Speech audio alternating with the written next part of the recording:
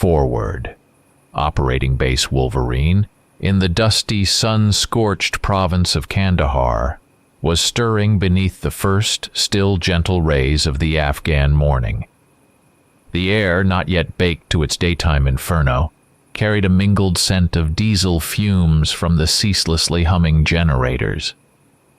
The insidious dust kicked up by any gust of wind, and the distant, faintly sweet aromas from the field kitchen, already a hive of activity. The rows of olive-drab tents and massive HESCO barriers forming the makeshift streets and blocks of this temporary military town looked especially desolate in the gray pre-dawn light. Fatigue hung in the air, as palpable as the dust itself. Another rotation was drawing to a close, and many of the personnel stationed here were already mentally packing their duffel bags, counting down the days, the hours until their return home, to a completely different world, one devoid of this omnipresent sand and constant tension. For the operators of Special Forces Team Bravo 7, the morning began like hundreds before it. Captain Matt Matson, the team leader, was hunched over a table in the dimly lit Tactical Operations Center, a large shipping container bristling with radio equipment and monitors. His face, usually focused and inscrutable, was etched with deep lines of fatigue. Around his eyes, even without night vision goggles, the telltale marks from straps and eyepieces were clearly visible, a testament to countless nocturnal operations. He meticulously checked the maps of the upcoming mission area, his finger slowly tracing the contours of the terrain marked on the topographical chart. Master Sergeant Michael Spike Resnik, the team's heavy weapons specialist and an unrivaled demolitions expert with a knack for disarming IEDs, sat in the mess tent at a folding table.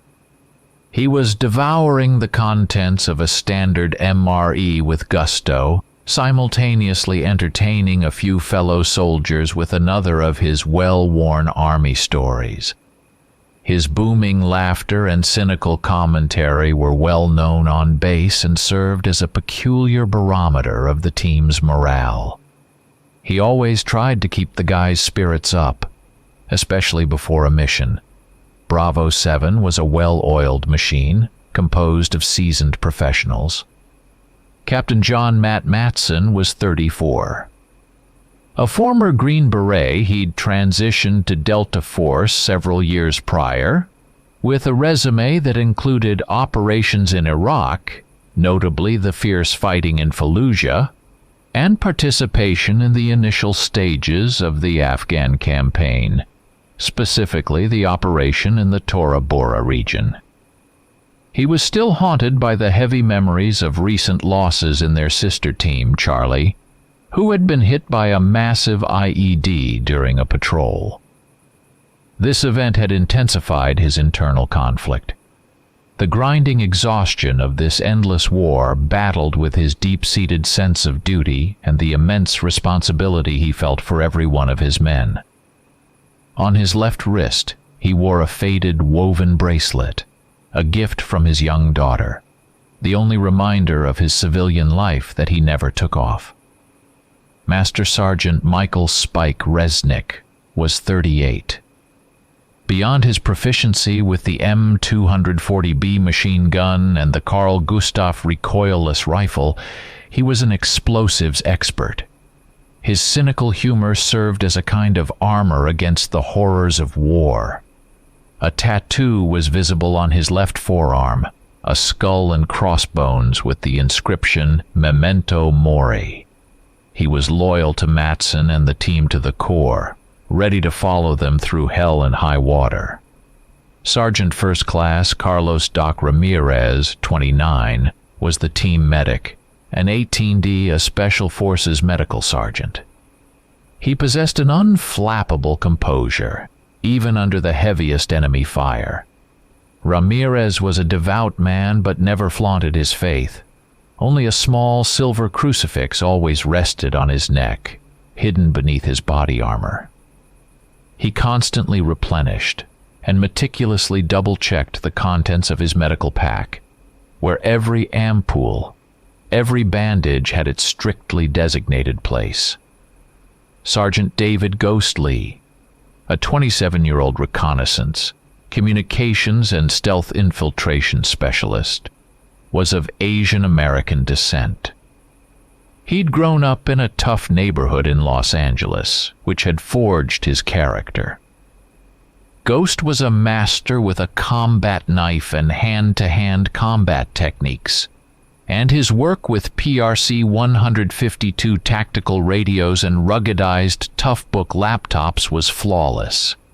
Sergeant Marcus Tank Johnson, a 30-year-old machine gunner armed with an M249 saw, was a former line infantryman. He had passed the grueling Delta selection process thanks to his phenomenal physical endurance and exceptional marksmanship. A gentle giant in normal circumstances, in combat he transformed into an unstoppable engine of destruction. He had a small collection of unit patches that he constantly added to. The youngest on the team was Specialist Jacob Kid Miller, 23. He was responsible for radio communications and technical support, including operating miniature Black Hornet reconnaissance drones and employing electronic warfare countermeasures. Sometimes he got hot-headed, a trait of youth, but he was a quick learner, especially admiring Ghost's skills. His father had also served in the army, and Jacob was proud to follow in his footsteps. The briefing took place in one of the air-conditioned containers belonging to the Special Operations Joint Task Force Afghanistan, SOJTFA. It was conducted by Colonel Sterling, an officer from U.S. Special Operations Command, SOCOM, a man with a hard, piercing gaze and noticeable gray at his temples. The mission for Bravo 7 was clearly defined. Conduct a battle damage assessment, BDA, and subsequent clearing operation of a small village named Al-Masif. A strategic B-1B Lancer bomber had recently conducted an airstrike on the area, targeting a concentration of up to 15 Al-Qaeda militants, including one high-value target, HVT. High-resolution satellite images from GOI and Digital Globe showing the destruction in the village were displayed on a large screen. Signals intelligence, SIGINT, was also presented, snippets of conversations in Pashto, where deep shelters were mentioned several times. The colonel specifically pointed out the militants' use of the Kariz system, ancient irrigation tunnels characteristic of the region, as hiding places. After the briefing, meticulous equipment preparation began. Each operator scrupulously checked his kit. Their M4A1 carbines, in SOP-Mod Block 2 configuration, were equipped with EOTech XPS, 3 holographic sights paired with G33-3X magnifiers. Matson and Ghostly used the more advanced AN-PVS-31 night vision goggles, while the other operators were equipped with the proven AN/PVS-15S. Each carbine had an AN-PEQ-15 laser aiming module, Glock 19S or Sig Sauer P226S with tactical lights served as their secondary weapons. Cry Precision AVS plate carriers with ESAPI ceramic plates protected their vital organs. Lightweight Ops Core fast ballistic helmets shielded their heads. Communication was maintained via individual Harris PRC-152 radios. In addition to their standard ammunition loadout, each man carried an assortment of grenades, M67 fragmentation, M84 stun, and M18 smoke. Individual first aid kits, IFAKs, were carried by every operator, containing everything necessary for immediate trauma care. Special attention was given to equipment for operating in cave-like conditions. They discussed and topped up their kits with powerful Surefire and Petzl helmet-mounted and handheld lights, bringing an impressive supply of batteries. Sialume chemical light sticks, providing steady illumination for several hours, were also included. Furthermore, each received a compact emergency breathing apparatus, similar to maritime EEBDs but more adapted for tactical use, providing an air supply for 15 to 20 minutes. Ropes and carabiners for rappelling or climbing were not forgotten. In this pre-mission bustle, with each operator absorbed in checking the minutest details of his gear, Master Sergeant Resnik, usually so meticulous about explosives, got distracted by a conversation with a technician discussing a recent malfunction in one of the drone's guidance systems. This fleeting lapse in concentration had a consequence. He mechanically nodded, confirming he had everything he needed, but in doing so, forgot to pack several blocks of C4 plastic explosive and detonators that would have been crucial for quickly clearing rubble or creating breaches. Tactical planning took place back at the team's billets. Matson and Resnik, hunched over a makeshift terrain model built on a small sand table, meticulously worked out the order of entry into Al-Masif, assigned sectors of responsibility for each operator, and discussed actions upon enemy contact and methods for clearing the Kariz tunnels. Operating in limited visibility and the confined spaces of underground tunnels demanded special refinement of close-quarters battle, CQB tactics, including the slicing the pie technique for clearing corners and active use of hand signals for silent communication. The main emphasis was on constant mutual fire support and thorough control of sectors of fire. The psychological mood before deployment was tense but businesslike. Conversations were short to the point. Spike Resnik's dark humor, as always, slightly eased the oppressive atmosphere of anticipation. Doc Ramirez, having found a secluded corner, quietly read a prayer, his fingers tracing his crucifix. Kid Miller, the youngest in the group, nervously rechecked his equipment fastening several times, his movements slightly more abrupt than usual. Captain Matson went to each of his men, spoke briefly, checked their readiness, trying with his gaze and a few encouraging words to instill confidence in them. There was an incredible cohesion within the team, forged by many joint operations, but beneath this outward confidence lay an undercurrent of tension. Each of them knew that any operation in Afghanistan, even the most routine, could be their last. Insertion occurred at 0430 hours, as pre-dawn twilight was just beginning to replace the deep night darkness.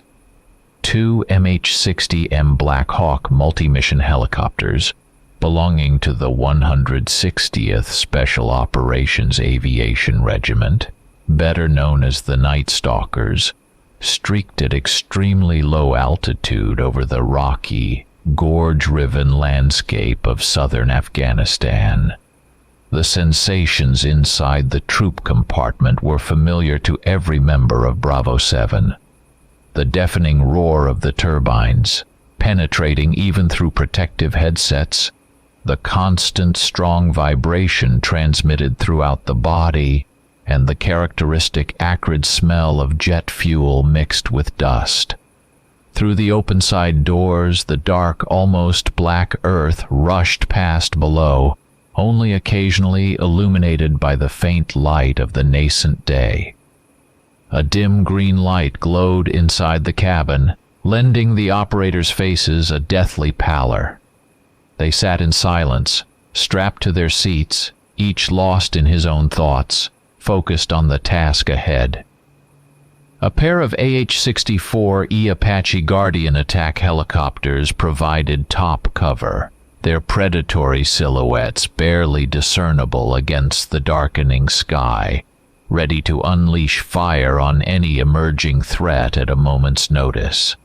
The insertion was made via fast rope a few kilometers from the target village, in the bed of a long, dry, stony river. Barely touching the ground, the operators instantly dispersed, forming a security perimeter and taking up positions for all-around defense. The helicopters, without lingering for a second, sharply gained altitude and just as swiftly disappeared behind the nearest ridge, leaving the team in complete silence and isolation. The stealthy approach to Al-Masif began immediately. The team moved in a wedge formation, led by Sergeant David Ghost Lee. He moved smoothly and silently, using every fold in the terrain, every shadow, every natural piece of cover for concealment. An almost absolute silence reigned, broken only by the barely audible crunch of fine gravel under heavy army boots and the muffled breathing of the operators. Captain Matson, anchoring one side of the wedge, constantly monitored the situation through his night vision goggles, his eyes carefully scanning the surrounding space. He gave commands with short, practiced hand signals, understood by every member of the group. The air was cool, but the tension caused sweat to bead on their foreheads. The first impression of Al-Masif was grim. It presented a picture of complete, utter devastation. Deep, ragged craters from aerial bombs. These were precision-guided GBU-38 JDAMs, gaped where houses had recently stood. Of the mud-brick dew walls, traditional for this area, only formless heaps of earth and stone remained. Twisted, charred wooden roof beams and floor joists were scattered everywhere. A heavy layered stench hung in the air, the sharp acridity of recent fires, damp, freshly blasted earth, a light but persistent gunpowder haze, and something else, barely perceptible, sickly sweet, the smell of incipient decay. An eerie, unnatural silence hung over everything. There were no human voices, no barking dogs, no bleating livestock, no signs of life, human or animal. The village was dead, abandoned in haste or utterly destroyed. The battle damage assessment, BDA, commenced in strict accordance with standard operating procedures, SOPs.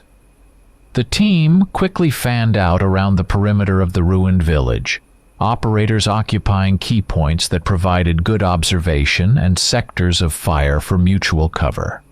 Movement was in short rushes, in pairs and threes, from one piece of cover to another, using remnants of walls and piles of rubble for protection.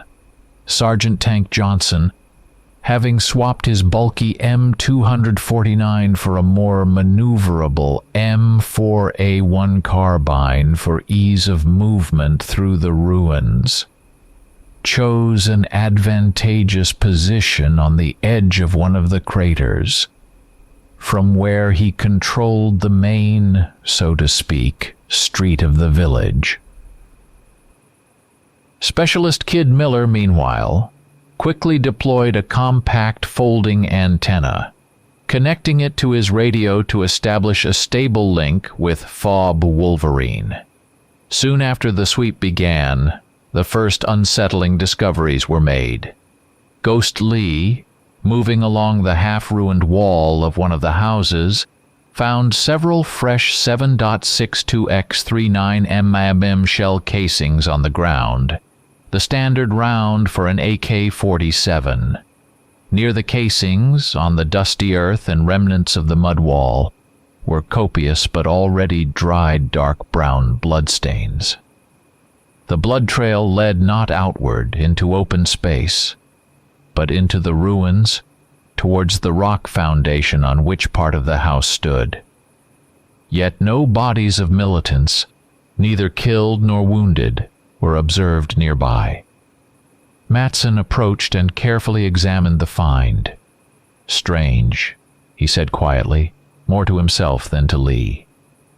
"If they were hit by the airstrike, there should be remains. If they left after the strike, they'd surely have taken their weapons and pulled out their wounded. And these casings are fresh. The shooting happened after the airstrike." Continuing to follow the faint blood trail, Ghostly soon made another, more sinister discovery. Behind a pile of rubble at the very base of the rock on which the house was built, he found a carefully camouflaged entrance to an underground system, a narrow, almost invisible vertical crevice in the rock. The entrance was covered with old, decayed mats and a few planks, topped with fragments of mud bricks. Near the crevice, on the trodden earth, were clear drag marks. Someone or something had dragged several heavy objects, bodies, inside. The smell that had been noticeable in the village was greatly amplified here, at the entrance to the crevice. To the already familiar notes of dampness, ancient mold, and char, a distinct, sharp metallic tang was added, like the smell of fresh blood and something else, animalistic and repulsive. Matson immediately gathered the team at the discovered entrance, leaving Tank Johnson to cover the main part of the village. "Looks like our clients, or what's left of them, went underground," the captain stated, carefully examining the narrow passage. "Their main cache or shelter is down there. The tracks look very fresh. Either they're wounded and hiding down below, or something else dragged them in." Master Sergeant Spike Resnik frowned, his face expressing clear concern.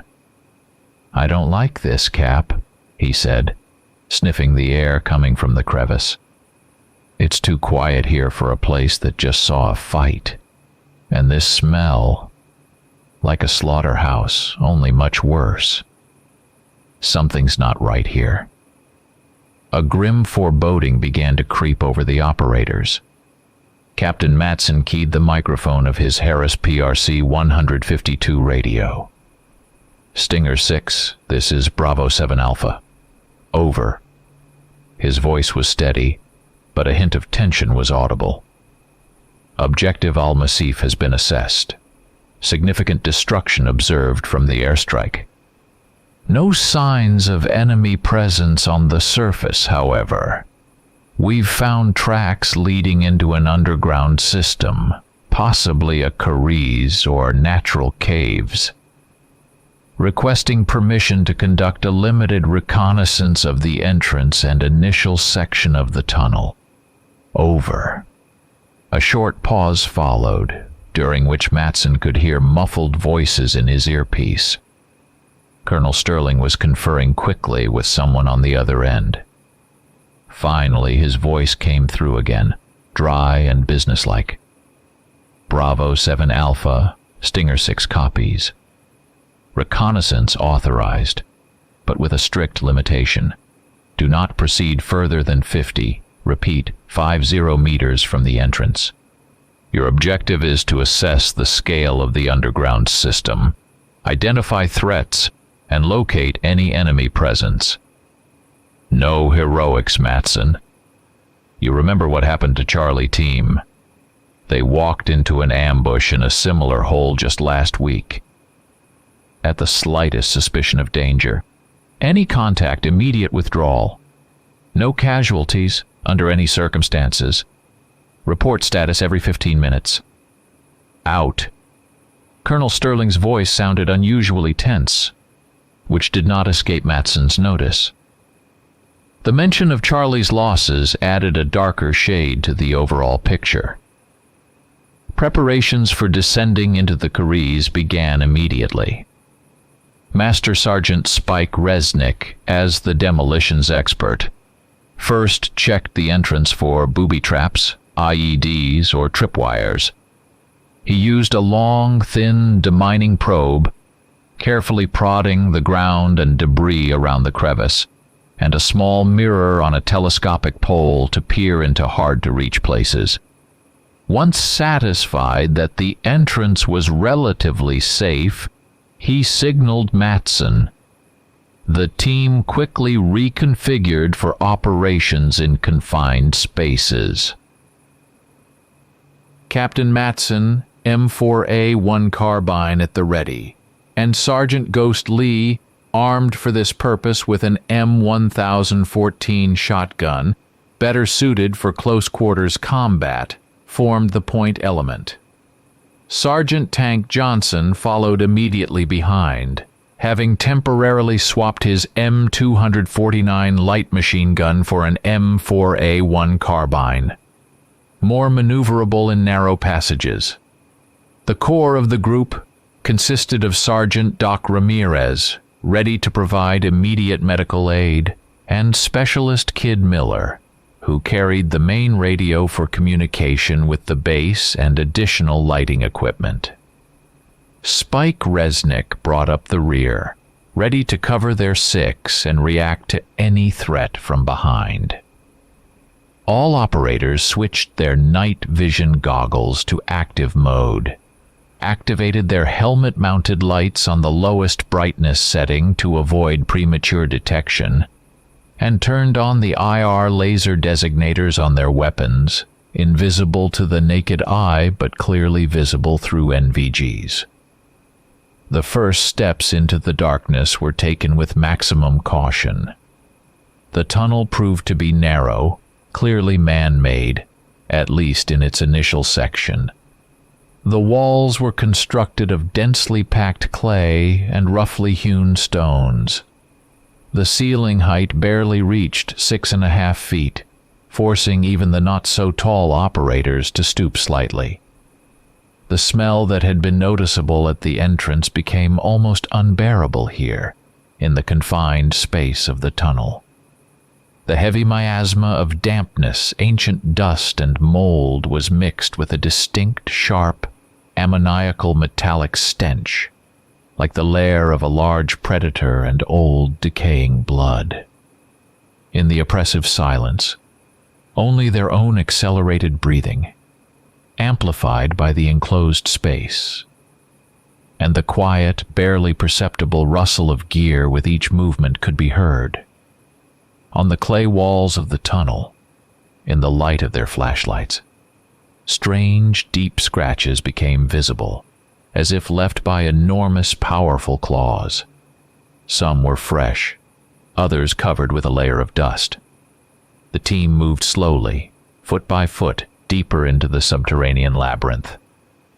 Matson and Ghost Lee, leading the way, meticulously cleared every turn, every bend in the tunnel, every dark niche. Kid Miller, as ordered, whispered updates to base every few minutes via the radio. Stinger 6, this is Bravo 7. Continuing advance. Tunnel is stable so far, no signs of collapse. No enemy sighted. Approximate depth from entrance, about 20 meters. Over. However, with each report, communication deteriorated. Strong interference, crackling, and hissing filled the earpiece, drowning out the operator's voice at the base. The rock strata effectively shielded the radio signals. The sense of impending doom grew with every yard traversed.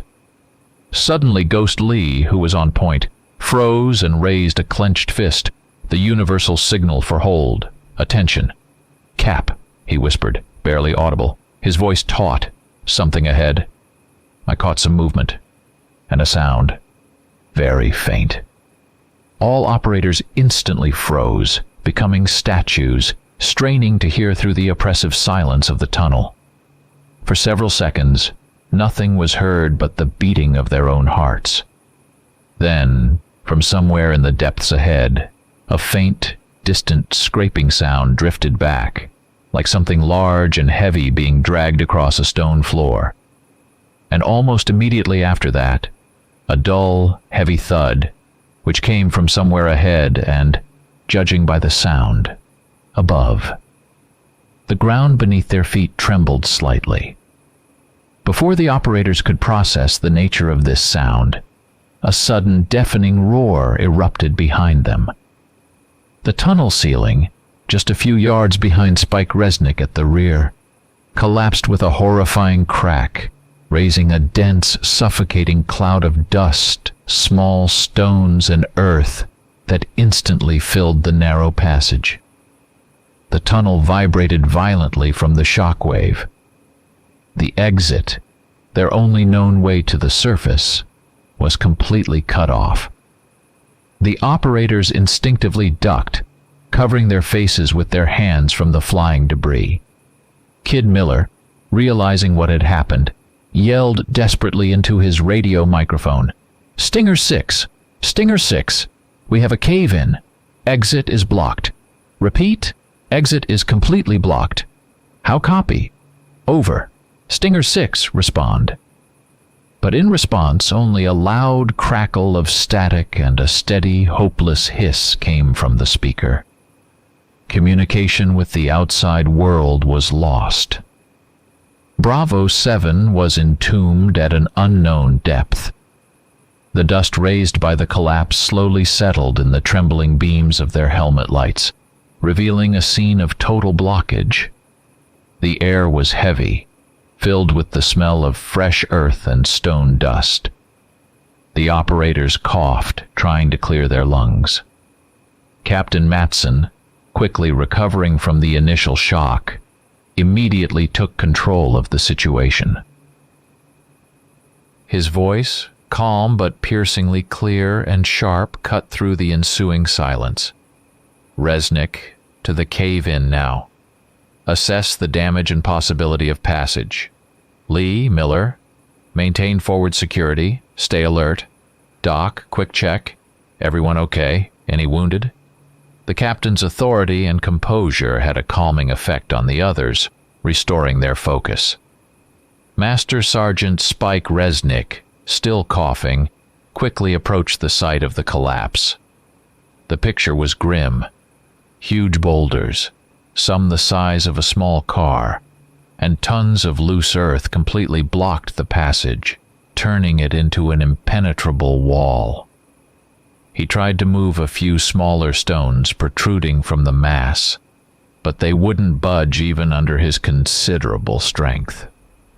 "Cap, this is serious," he reported, brushing dust from his shoulders.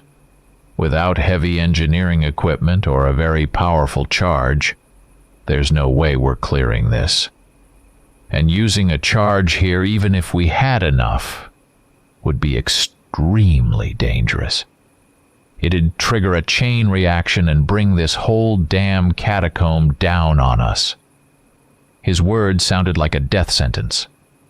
The thought of the forgotten C4 hit him sharply, but now was not the time for self-recrimination.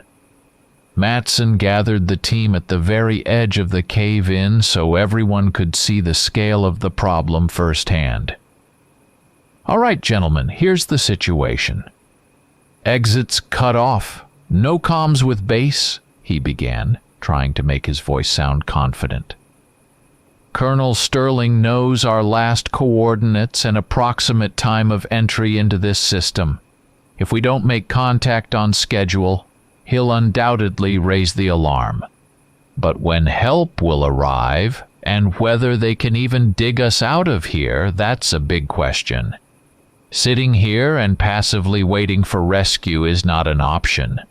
We have no idea how stable these tunnels are, or what else might collapse on our heads." He scanned the faces of his men, illuminated by the dim light of their flashlights.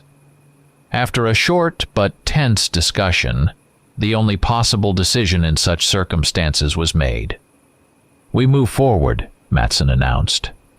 "Our main task now is to find another way out of this system, or a sufficiently large and safe chamber where we can try to re-establish contact with the surface. From this moment on, we implement strict conservation of all resources. Batteries for flashlights and NVGs, Use them alternately. Switch to IR mode. It consumes less power. Water and MREs? Strict accounting and rationing. Ammunition, conserve it. Use only in extreme necessity. Now we are not only soldiers performing a combat mission, but also our own rescuers. And the lives of each of us depend on our coordinated actions. The team, having reformed into their previous combat order, Matson and Ghostly on point, the others behind them. Spike Resnik, bringing up the rear, began a slow, cautious advance into the depths of the unknown cave system. The tunnel they followed constantly changed its shape and size. Sometimes it narrowed so much that they had to squeeze through sideways or even crawl on all fours.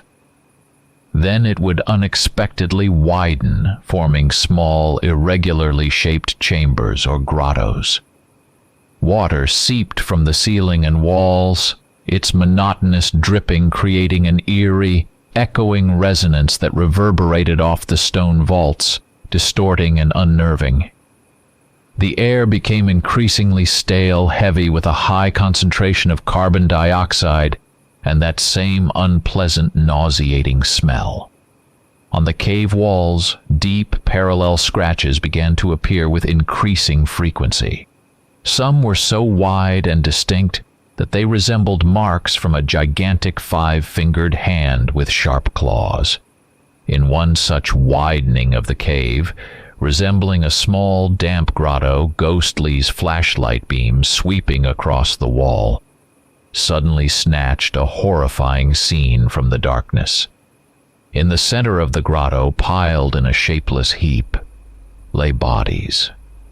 These were the missing militants they had been searching for. Matson counted 5 or 6 corpses. The sight was monstrous, defying rational explanation. They hadn't just been killed. Their bodies were literally torn to pieces. Limbs had been ripped off with incredible force. Many chests were torn open like tin cans, exposing entrails that had partially spilled out and mixed with the mud and blood on the cave floor. Their weapons, old, battered AK-47S and a couple of RPG-7 rocket-propelled grenade launchers, lay nearby, dropped or knocked from their hands.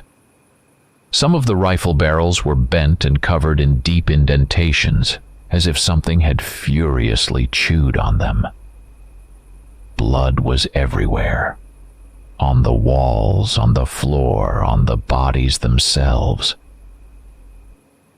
Some of it had already congealed into dark, almost black crusts, but other patches were still relatively fresh, sticky-looking. Doc Ramirez, fighting back the nausea rising in his throat, cautiously approached the remains and began to examine them, trying not to touch the bodies unnecessarily. "Captain, this wasn't done by humans," his voice trembled, despite all his composure. "And it's definitely not the result of an explosion. The wounds are ragged, with uneven edges. There are marks from huge teeth and claws on the bones. Look, the limb bones are snapped like dry twigs. And notice these claw marks on the walls. Their pattern and size match the injuries on the bodies." Matson, meanwhile, noticed numerous 7.62x39 mm shell casings scattered around the militants' bodies. "They were firing back," he said quietly, "firing desperately down to the last round. That means these things attacked them down here, underground." The realization that they were trapped in this subterranean labyrinth not alone, but with something incredibly strong, vicious, and deadly, began to slowly but inexorably weigh on the psyche of every member of Bravo 7. Hope for a simple way out of their predicament was fading with every minute. After the horrifying discovery in the grotto with the mangled bodies of the militants, Bravo 7 moved with even greater, almost paranoid caution.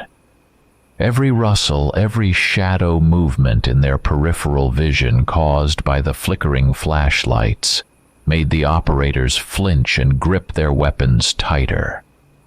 The silence that reigned in the tunnels pressed on their ears, creating a vacuum-like sensation where any unexpected sound would have burst their eardrums.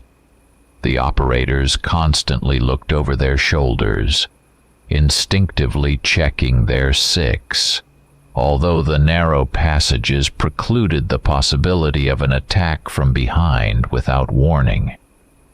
Sergeant Grisly, still on point, stopped the group several times, freezing and listening intently to the darkness ahead. He was picking up some barely perceptible sounds, but couldn't pinpoint their source or nature, which only heightened the general anxiety. On the dusty, limestone-flecked floor of a relatively straight section of tunnel, Grisly discovered new, even more disturbing tracks. They were clear, deep imprints of enormous paws. Each track consisted of 3 powerful, widely splayed toes ending in indentations from long, sharp claws, and another opposable digit located to the side, giving the print a resemblance to that of a giant ape, but far more bestial and predatory in its structure.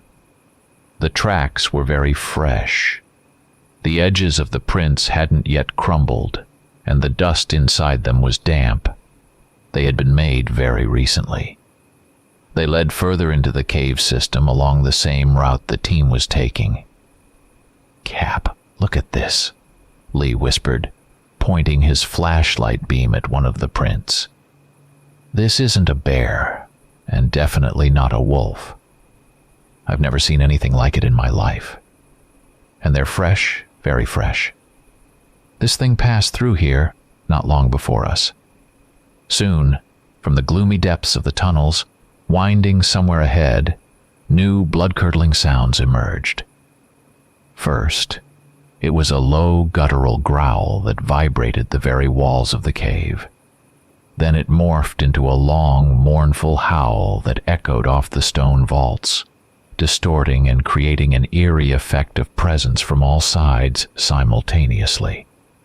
It seemed to the operators that not one creature was howling, but several, and they were very close. After the howl, a frequent, rapid tapping sound followed, as if someone or something very large and heavy, yet surprisingly fast, was running across the stone floor, rapidly approaching them. Sergeant Tank Johnson, despite his impressive physical strength and usually imperturbable demeanor, swallowed nervously, his Adam's apple visibly bobbing. "I hear it. It's really close now," he rasped, his voice having lost its usual confidence.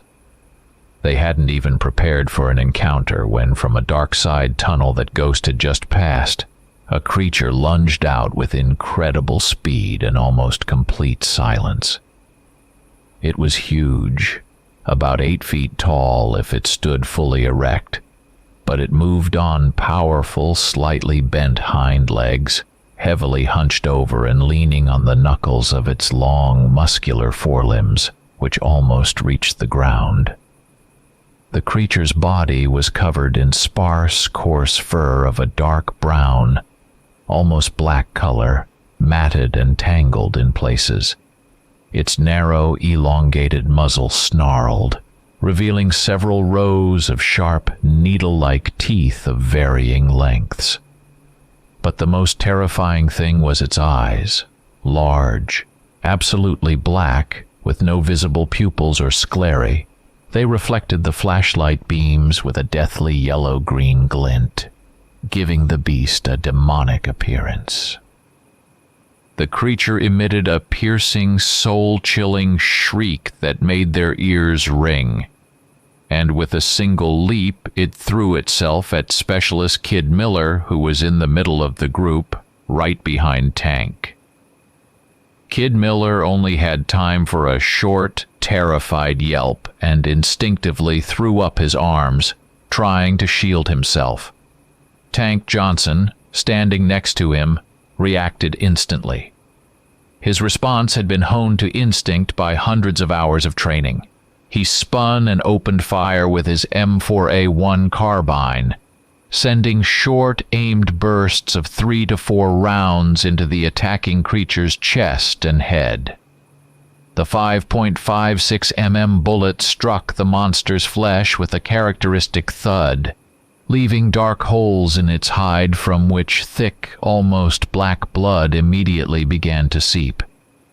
The creature recoiled from the impact of the bullets, its furious shriek turning into a hoarse growl, but it didn't fall and didn't appear seriously injured. In the same second, Captain Matson and Ghost Lee, turning, also unleashed a hail of fire on the monster. Spike Resnik, slightly behind, fired aimed shots at its legs, trying to slow it down or knock it off its feet. Despite the barrage of fire and numerous hits, the creature possessed incredible vitality and speed. Before it was stopped, it managed to slash its enormous razor-sharp claws across Kid Miller's shoulder and chest, tearing through his body armor and leaving deep, bleeding wounds. Doc Ramirez, seeing the danger threatening the young operator, instinctively pushed Kid aside and tried to shield him with his own body, simultaneously drawing his pistol. At that moment, the creature, turning with astonishing speed, sank its powerful jaws into his left forearm, biting through the thick sleeve fabric and muscle to the bone. Simultaneously, its claws tore into Doc's side, ripping the straps of his body armor and leaving deep, ragged gashes on his torso. Captain Matson, seeing his medic seriously wounded, stepped forward and, firing at point-blank range, emptied the rest of his carbine's magazine directly into the creature's head. Several bullets hit the monster's narrow skull, piercing it. The creature convulsed, its body went limp, and it collapsed with a dull gurgle at Matson's feet. For a few moments, a deafening silence descended upon the cave, broken only by the heavy, ragged breathing of the surviving operators and the quiet moans of the wounded Doc Ramirez. Matson aimed his flashlight beam at the slain creature, examining it closely. Spike Resnik cautiously prodded it with the muzzle of his carbine, making sure it was dead. "What the hell is this thing, Cap?" he croaked, his voice full of bewilderment and disgust. "Some kind of mutant? Or is it a local cryptid, the kind they tell stories about around campfires?" Doc Ramirez, fighting through intense pain as Matson tried to apply a tourniquet to his bitten arm and examine the wounds on his side, managed to say, "The skin. Its skin is very thick, like tanned leather. Muscles are incredibly dense and elastic. Our standard caliber bullets barely penetrate it at range unless they hit at the right angle. We need much more stopping power, or aim very precisely for the head. The eyes..." Kid Miller, pale and trembling, was in a state of profound shock, but, thankfully, alive. His wounds, though painful, were not as serious as Doc's deep scratches on his shoulder and chest that nevertheless required immediate attention. No sooner had Bravo 7 recovered from the skirmish with the first monster and begun to tend to the wounded, then a responsive howl erupted from several dark tunnels, branching off in different directions from the small chamber where they were. It wasn't a single voice, but many, low, guttural, full of rage and menace. The sound grew, echoing off the stone walls, creating the sensation that an entire pack of these creatures surrounded them. It became terrifyingly clear. The creature they had killed was not a loner, but a scout, or simply a member of the pack that had strayed from the main group. Captain Matson instantly assessed the new, even more terrifying threat. "They know we're here, and they're coming for us, for their own." His voice was sharp and devoid of all emotion. "Quick, Doc, how are you holding up? Kid, help him dress his wounds if you can." Tank, Ghost, Spike, to arms. "Prepare to receive guests. There'll be a lot of them." Not a few seconds had passed before, from the darkness, from virtually all available directions, from 3 or 4 side tunnels, and even from somewhere above, new attackers rushed the group. They were identical to the first creature, only there were more of them. They moved with incredible, almost supernatural speed, using not only the floor but also the walls and even the low ceiling of the cave to push off, making sharp, unpredictable leaps and changing their trajectory, which made aiming extremely difficult. Their numerous black, pupilless eyes burned in the light of tactical flashlights and the invisible beams of IR lasers with a sinister, inhuman fire. A furious, multi-voiced roar filled the cave, mingling with the crackle of automatic fire. The Delta operators, accustomed to extreme situations, reacted instantly, their actions honed to automaticity. They quickly formed a circular defense, standing back-to-back to cover all sectors and prevent the creatures from attacking from the rear. Fire was delivered in short, well-controlled bursts to conserve precious ammunition and prevent dangerous ricochets off the stone walls in the confined space. Captain Matson, in the center of this improvised circle, coordinated his men's fire with loud commands. "Lee, contact 11 o'clock, 2 targets. Tank sector at 3 o'clock, suppress them. Spike, hold 6 o'clock. Don't let them break through from the rear." At one point, when several creatures rushed them from one of the passages, Spike Resnik, pulling the pin, threw an M84 stun grenade in their direction. The deafening explosion and blindingly bright flash momentarily disoriented the advancing monsters, causing them to hesitate and retreat. This gave the operators a brief respite to reload their weapons and regroup.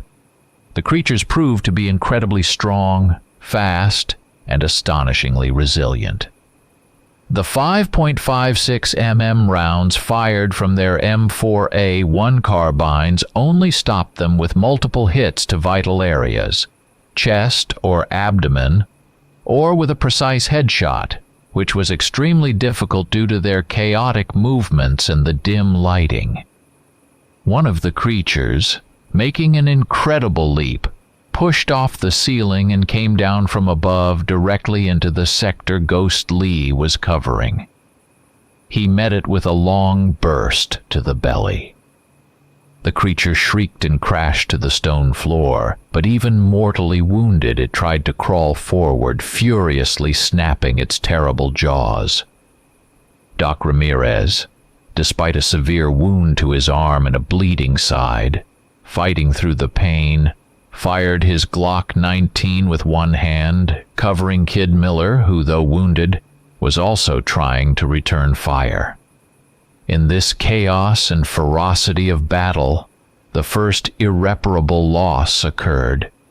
One of the creatures, wounded but still full of primal rage, managed to break through the wall of fire and clamped its death grip on Sergeant Tank Johnson. The massive machine gunner tried to fight it off with the butt of his carbine, simultaneously firing at point-blank range into the monster's face. But the creature was too strong and agile. It knocked him off his feet and pinned him to the ground, beginning to tear at his unprotected throat and chest with its claws and teeth. Matson and Spike Resnik, seeing this, immediately shifted their fire to the creature attacking Tank, hosing it with lead, but it was already too late. with a wild, triumphant howl. Another creature, leaping from the darkness, snatched up Tank's still twitching but lifeless body, and with incredible speed, dragged it into the darkness of one of the side tunnels. Tank Johnson's death cry was cut off as suddenly as it began, drowned out by the snarls of the creatures dragging him away. In the turmoil of the fierce battle, trying to cover Captain Matson, who had momentarily lunged towards Tank in a hopeless attempt to help, Specialist Kid Miller took a horrific, sweeping claw strike to the chest and abdomen. The creature's claws tore through his body armor like paper and plunged deep into his body. He let out a choked cry and collapsed to the ground, dropping his carbine. Doc Ramirez, seeing the youngest member of the team fall, forgetting his own pain, rushed towards him, simultaneously firing his pistol at another creature attacking from the flank. Captain Matson, seeing they were taking heavy casualties, that ammunition was running low, and the creatures kept coming, made the only possible desperate decision in this situation. Fall back. Everyone back to that narrow passage we came through, immediately. Spike, cover our withdrawal with fire. Doc, drag Kid if you can.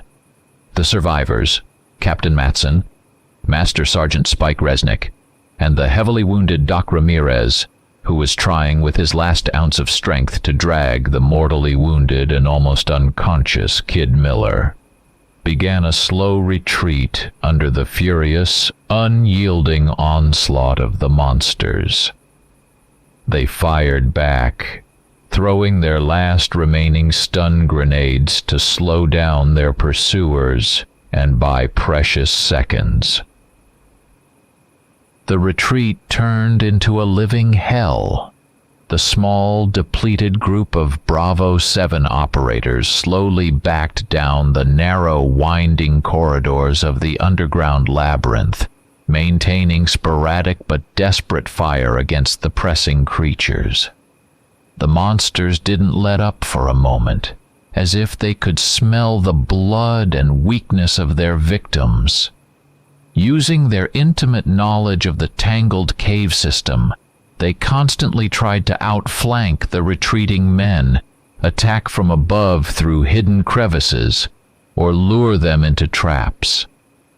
Captain Matson and Master Sergeant Spike Resnik took turns covering each other, firing at the silhouettes appearing from the darkness, and changing empty magazines for full ones on the run, barely aiming. Doc Ramirez, bleeding profusely from his numerous wounds, a bitten forearm and a torn side, dragged the unconscious, limp body of Kid Miller with his last ebbing strength. Each step was an immense effort. His vision swam from pain and blood loss. At one point, when the creature's pursuit momentarily slackened, Kid Miller unexpectedly regained consciousness for a few seconds. His eyes, clouded with pain and approaching death, momentarily focused on Doc Ramirez's face, bent over him. Doc, leave me. I can't, he rasped, his voice barely audible. Bloody froth appeared at his lips. With that, he lost consciousness again, his head lolling back. Doc Ramirez, choking back tears, whispered a short prayer over the young operator's body, but stubbornly continued to drag him, unable to abandon his comrade. However, when they reached the next short piece of cover, Doc checked Kid's carotid pulse. There was none. Specialist Jacob Kid Miller was dead. With a heavy heart and tears stinging his eyes, Doc gently laid the body on the cold stone floor, took the dog tags from his neck, and thrust them into his own pocket. There was no time for goodbyes. The creatures caught up with them again in a wider chamber from which several dark, unknown exits led. One of the creatures, leaping from a side passage, knocked the already barely standing Doc Ramirez off his feet. He fell, hitting his head hard on a rock, and momentarily lost his bearings. Sergeant Grisly, seeing they were practically surrounded and that Captain Matson had only a few rounds left in his carbine, made an instant, desperate decision. "Cap, get Doc out of here now. Into that narrow passage, 11 o'clock. I'll hold them here. Go!" he yelled, his voice cutting through the monster's roars. He forcefully pushed Matson towards a narrow, barely visible passage in the rock, while he himself, drawing his 2 combat knives from their sheaths on his vest, his carbine and pistol ammunition long gone, charged with a furious battle cry to intercept 3 creatures blocking their path. From around the bend, Matson heard his furious, desperate shouts, the sounds of a short but incredibly fierce struggle, the piercing shrieks of wounded creatures, and finally, Grisly's death cry, full of pain and rage. Then, a relative silence fell, broken only by the disgusting chomping and satisfied growls of the victorious monsters. Captain Matson, scooping up the heavily wounded and almost unconscious Doc Ramirez and Master Sergeant Spike Resnik, covering their rear with the last remaining rounds from his carbine, plunged into the narrow, unknown tunnel Ghost had indicated. They ran, stumbling in the darkness, until they stumbled into a small, almost dead-end cave. The entrance was quite narrow, no more than a yard wide, which offered at least some hope that it would be easier to defend against superior enemy forces. They dragged Doc inside and took up positions at the entrance. Doc Ramirez was still conscious, but very weak. His breathing was shallow and ragged, his face deathly pale. "Matt, don't waste bandages on me. I'm done," he whispered, his voice barely audible. Blood continued to seep from beneath the makeshift dressings. He struggled to unbutton the collar of his field jacket, removed the small silver crucifix on its chain from his neck and pressed it into Matson's hand. Give this to my Maria. Tell her I love her so much." His eyes filled with tears. "Read, Matt. Read the Lord's Prayer." Captain Matson, struggling to suppress the lump in his throat and the burning tears, began to recite the words of the prayer he remembered from childhood, his voice trembling. Doc Ramirez quietly, almost silently, repeated the words after him. But gradually his voice faded and his breathing became shallower. When Matson finished the prayer, Sergeant First Class Carlos Doc Ramirez, Bravo 7's medic, was no longer breathing. He died in his captain's arms, in a cold, dark cave, thousands of miles from home and the woman he loved.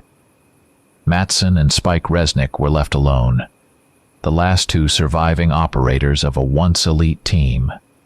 Around them was only impenetrable darkness, a deafening silence broken only by their own heavy breathing and the omnipresent, nauseating smell of death and decay. Spike Resnik looked at Matson, his face contorted in a grimace of rage and despair. "Well, Cap," he said hoarsely, checking the bolt of his carbine. "He had enough rounds for only 1 or 2 short engagements. Looks like this is gonna be our last stand. So let's give these bastards a taste of hell they won't soon forget." Captain Matson nodded silently, his hand resting on the grip of the Glock 19 holstered on his thigh. It was his last hope, his final means of defense. In his eyes, unbearable grief for his fallen comrades, all-consuming rage at the merciless creatures, and an icy, almost inhuman determination to fight to the very end were mingled. The oppressive silence in their temporary refuge, a small dead-end cave with a narrow entrance, was short-lived. Soon, from outside from the tunnel they had just come through, came the familiar blood-curdling scrape of claws on stone. It was followed by a muffled, guttural growl that emanated from several throats at once. The creatures had found their trail and were now approaching. Captain Matson and Master Sergeant Spike Resnik silently took up positions on either side of the narrow entrance, their weapons aimed into the darkness of the passage. Adrenaline surged through their blood, sharpening all their senses to the extreme. Their hearts pounded so hard they felt like they would burst from their chests. The first creature, a scout, incautiously poked its head into the narrow passage, its black, shapeless head momentarily appearing from around a bend. Spike Resnik, without wasting a second, pulled the pin from his last remaining M67 fragmentation grenade, and, after a couple of moments' delay, lobbed it precisely into the center of the passage, just beyond where the creature had appeared. The deafening explosion in the confined space of the narrow tunnel nearly deafened them, but it was directional, and the main force of the blast wave and shrapnel went towards the enemy. The creature caught in the epicenter of the explosion was literally torn to pieces, its remains splattered across the walls. The entrance to their refuge was partially blocked by rubble and earth, but not completely. Two other creatures, roaring with rage and wounded by stone shrapnel from the blast, scrambled with redoubled ferocity through the small breach created in the debris, their black eyes burning with an infernal fire. The final desperate battle of Master Sergeant Michael Spike Resnik began. Armed only with his trusty M4A1 carbine, which held a last partially full magazine, and the combat knife on his belt, he met the two creatures that broke through with a furious, concentrated fire.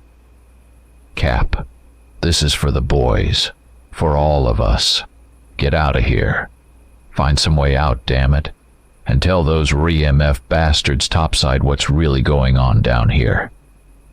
I'll hold them as long as I can," he yelled, his voice breaking with strain and fury. He hosed the creatures with lead, constantly shifting his position in the narrow space of the rubble, firing short bursts, not giving the monsters a chance to aim or grab him. One of the creatures, taking several precise hits to the head and chest, shrieked and collapsed onto the stones, convulsed, and fell silent. But the second, though heavily wounded, lunged at Spike with inhuman ferocity. At that very moment, the rounds in his carbine ran out. The firing pin clicked on an empty chamber. Spike Resnik, with a curse, threw aside the now useless weapon, and drawing his combat knife from its sheath with a furious primal scream that came from the very depths of his soul, plunged it to the hilt into the nearest eye of the creature that was already looming over him. The monster emitted a piercing, pain-filled shriek, but its enormous, razor-sharp claws were already digging into the sergeant's shoulders and chest, tearing flesh and breaking bones. Captain Matson, seeing that Spike's self-sacrifice was giving him one last, desperate chance for escape, turned away with unbearable pain in his heart, and ducking low, slipped into a narrow, barely noticeable passage in the far wall of their temporary refuge. The last thing he heard before the darkness swallowed him was Spike Resnik's gurgling death rattle, mixed with the furious, triumphant roar of the victorious creature. Captain Matt Matson, commander of Bravo 7, was alone. the sole survivor of the entire team. He was heavily wounded, shrapnel wounds from explosions, ragged gashes from the creature's claws sustained in previous clashes, severe bruises all over his body. He was concussed, on the verge of complete physical and psychological exhaustion.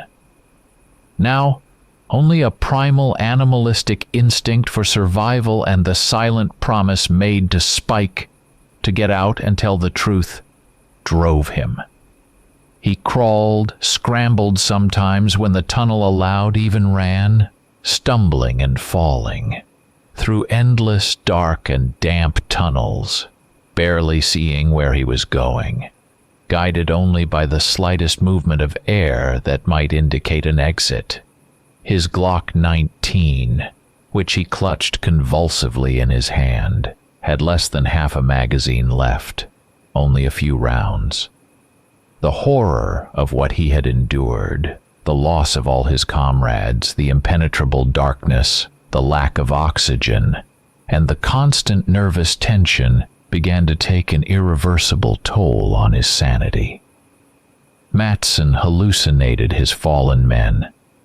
There was Tank Johnson waving to him from around a bend, ghostly whispering directions, Doc Ramirez offering him a canteen of water.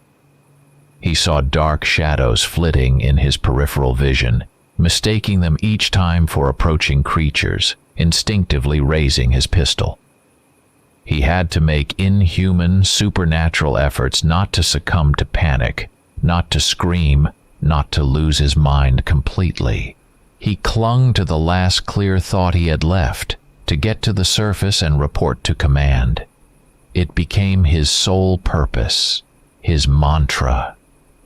After what felt like an eternity of agonizing wanderings through this subterranean hell, when his strength was nearly gone and he was ready to just lie down and die, Matson suddenly felt a distinct, fresh draft. The air here was not as stale and heavy as in the depths of the caves. The tunnel he was crawling through was clearly ascending steeply. And then, around another bend, ahead, he saw a tiny, barely perceptible speck of shimmering light. It was daylight. Hope, almost extinguished, flared within him with new, unexpected strength, giving him the last, desperate energy for a final push. With his last, almost superhuman effort, Captain Matson squeezed through a narrow, rock-strewn crevice in the rock face and literally tumbled out onto a sun-drenched, blindingly bright mountainside. The light mercilessly seared his eyes, accustomed over many hours to the total darkness of the underground labyrinths. He found himself on the opposite slope of the mountain range, several miles from where the ruined village of Al-Masif and the main entrance to the cursed caves were located. He lay on the sun-baked rocks, gasping convulsively for fresh, clean mountain air, which burned his lungs. His body was racked by a violent, hacking cough, and then he vomited bile and the remnants of water he had drunk many hours ago. For several minutes, he just lay there, arms outstretched, staring into the bottomless blue sky, simultaneously laughing and sobbing, unable to believe he had actually managed to escape this hell on earth. The emotions he had suppressed for so long burst forth in an uncontrollable torrent. With trembling, bloodied, and abraded hands, he struggled to retrieve his PRC-152 tactical radio from a special pouch on his vest. Its casing was cracked in several places, and the flexible antenna was badly bent from falls and scraping through narrow passages. The battery was almost completely drained, a small indicator on the control panel blinking an alarming red. Matson frantically began to switch frequencies, trying to catch a signal and call Fobby Wolverine or any other friendly station on the network.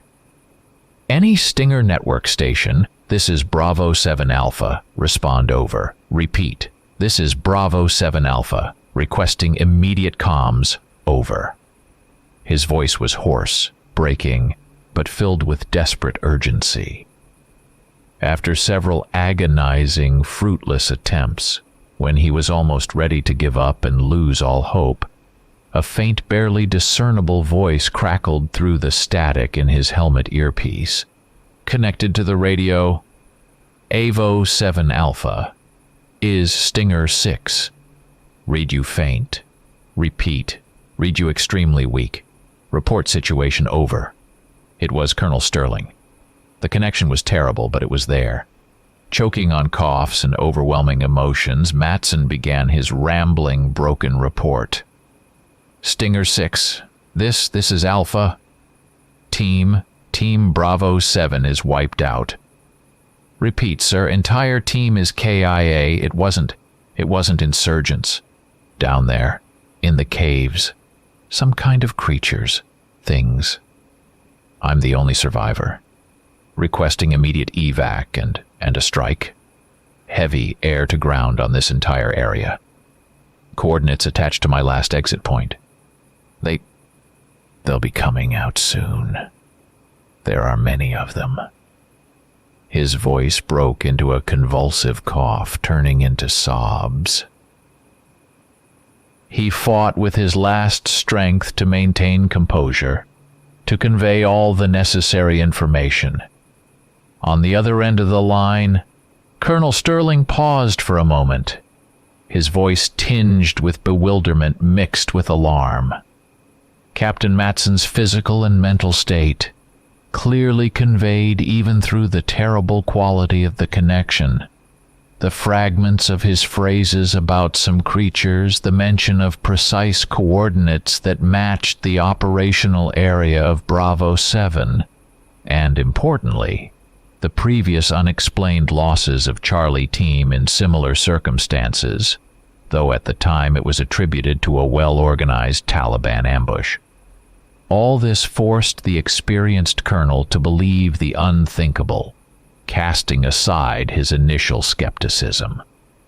He immediately issued a radio order. Dispatch a CSR, Combat Search and Rescue, helicopter to Matson's indicated area for the survivors' evacuation, and simultaneously scramble a pair of A-10 Warthog attack aircraft, loaded with cluster bombs and AGM-65 Maverick missiles, for a complete sanitization of the designated grid square, including all known and suspected exits from the cave system. About 20 minutes later, which felt like an eternity to Matson, the silhouette of a heavy MH-60 Pavehawk rescue helicopter appeared in the sky above him. Two pararescuemen, PJs, rappelled quickly from the open door. They swiftly assessed his condition, administered immediate medical aid, dressed his wounds, started an IV with saline, carefully loaded him onto a stretcher, and winched him aboard the helicopter. As the helicopter gained altitude and set course for the base, Matson, already under the effects of painkillers and sedatives, weakly turned his head and looked down through the porthole. He saw from the very crevice he had escaped through, and from the area of the collapsed main entrance to the Caries, which he had managed to mark on his electronic map before descending, numerous dark, fast-moving figures beginning to emerge onto the Earth's surface, like ants from a disturbed ant-hill. These were the remnants of the pack, which had smelled fresh air and the possibility of escape, or had been disturbed by the recent explosion. At that very moment, two low-slung, predatory silhouettes of A-10 Warthog attack aircraft appeared in the sky against the setting sun. The deafening roar of their powerful turbofan engines mingled with the wail of warning sirens coming from the ground. the warthogs began to deliver a series of precise, devastating strikes on the designated targets. Heavy Maverick missiles with a characteristic whistle streaked towards the ground and slammed into the rock slopes with immense force, blasting and collapsing the cave exits. Then the warthogs made low passes over the area, dropping CBU-87 cluster bombs that blanketed vast swaths of the mountainside, turning everything, living and non-living, into a blazing, roaring inferno. Powerful explosions shook the earth, bringing down tons of rock and soil, burying the entire extensive cave system, along with its monstrous, bloodthirsty inhabitants and its terrible, unpublishable secret. Captain Matson watched this apocalyptic spectacle with a detached, expressionless look on his emaciated face, gradually sinking into a merciful oblivion, losing consciousness from pain, exhaustion, and the horror he had endured. Captain Matt Matson regained consciousness in a sterile white room at the military hospital in Landstuhl, Germany. Several days had passed since his evacuation, but he remembered little of them, having been in a semi-conscious state. His physical wounds, numerous lacerations, severe contusions all over his body, extreme dehydration and exhaustion were gradually healing under the care of experienced military doctors. However, he was plagued by nightmares in which he relived the deaths of his comrades over and over, haunted by vivid, intrusive flashbacks from the dark caves, as well as an unbearable, all-consuming survivor's guilt. He was regularly debriefed by officers from the Joint Special Operations Command, JSOC, Intelligence Directorate, and the Defense Intelligence Agency, DIA. Again and again, in excruciating detail, he was forced to recount what had happened in the Al-Masif gorge and caves. His testimony was meticulously documented, recorded on audio and video, and then subjected to comprehensive analysis. Furthermore, specialists studied the heavily distorted but partially preserved video recording from his helmet camera, on which, despite interference and poor lighting, indistinct, fast-moving silhouettes, unlike any humans or known animals, could be discerned.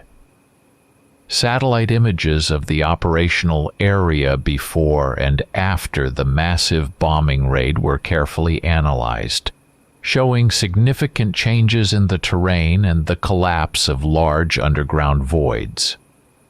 Additionally, forensic specialists from the Pararescue (PJ) medical service were able to collect microscopic samples of unknown organic tissues, claw marks, and biological fluids from his damaged equipment and clothing, which did not match any known species. At the highest levels, in Special Operations Command, SOCOM, the Pentagon, and even the White House, a decision was made for the complete and unconditional classification of the entire incident involving Bravo 7. Officially, the mission was classified as lost in action due to engagement with superior enemy forces and a tragic cave system collapse during a fierce firefight. The families of the fallen Bravo 7 operators were informed of the heroic deaths of their loved ones in the line of duty during a counterterrorism operation. The names of Master Sergeant Michael Spike Resnik, Sergeant First Class Carlos Doc Ramirez, Sergeant David Ghost Lee, Sergeant Marcus Tank Johnson, and Specialist Jacob Kid Miller were added with due honors to the memorial walls of fallen heroes. The area where the tragic events occurred was immediately declared a restricted military zone, access to which was strictly prohibited under the pretext of radioactive contamination from a terrorist dirty bomb, and a large number of unexploded ordnance remaining after the bombing. Several months later, after Captain Matson had completed his initial course of physical and psychological rehabilitation and had been transferred to a secluded rehabilitation center in the United States, he received a visitor. It was a middle-aged man in an impeccably tailored dark civilian suit with a penetrating, expressionless gaze from calm gray eyes and a quiet, ingratiating voice. He introduced himself as Mr. Thompson, a fictitious surname, and stated that he was an employee of a newly formed top-secret interagency organization, provisionally named the Xenobiological Containment Unit, XCU, operating under the joint aegis of the Central Intelligence Agency and the Department of Defense. Mr. Thompson bluntly informed Matson that the incident with Bravo 7 in Afghanistan was not the first, nor would it be the last encounter of American military personnel and intelligence operatives with similar unclassified biological entities, UBEs, as they were now called in narrow, initiated circles. According to him, there were other no less disturbing testimonies, classified reports of similar encounters, and even a few captured live or dead specimens of these creatures, held and studied in top-secret underground laboratories, compared to which the infamous Area 51 was mere child's play.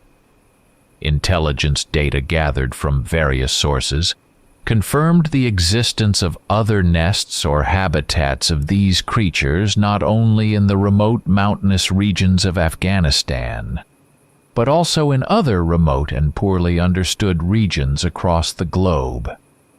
Mr. Thompson then got to the point of his visit. He explained to Matson that his unique combat experience, gained in direct confrontation with these monsters, his incredible survivability, and his psychological resilience made him an invaluable asset to their organization.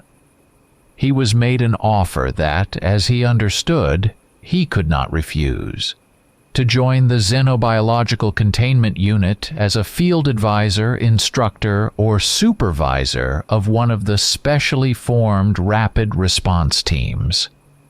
These teams were to consist of veterans of special operations like himself, who had gone through similar encounters and survived, or possessed unique skills necessary for combating UBEs. The primary task of these groups was the covert search, detailed study, and immediate and complete neutralization of UBEs, and most importantly, the preservation of the very fact of their existence in strictest secrecy from the general public, to avoid mass panic, chaos, and unpredictable geopolitical and social consequences. Another year passed. Matt Matson, now a former captain, stood before a huge tactical world map hanging on the wall of an underground operational bunker, its location known only to a select few. He had fully recovered physically from his injuries, but his gaze had become even harder than before, and in the depths of his eyes, the imprint of the inhuman horror he had experienced was forever frozen, mixed with a cold, ice-like determination. Numerous red markers on the map indicated new hot spots, UBE appearance sites around the globe. Next to him, at a long conference table, sat several operatives like himself. Men and women with tired but resolute faces, bearing scars not only on their bodies but also in their souls, silently preparing for another deadly mission. Mr. Thompson, as imperturbable and impeccably dressed as ever, approached Matson and silently placed a thin folder with a new dossier on the table before him. The war for Matt Matson had not ended in the Afghan caves. It had merely transitioned to a new, even more terrifying and clandestine level, He opened the folder. On the title page in large letters was printed, Project, Predator, Subject, Lichen, Location, Flathead National Forest, Montana, USA. His new war was just beginning.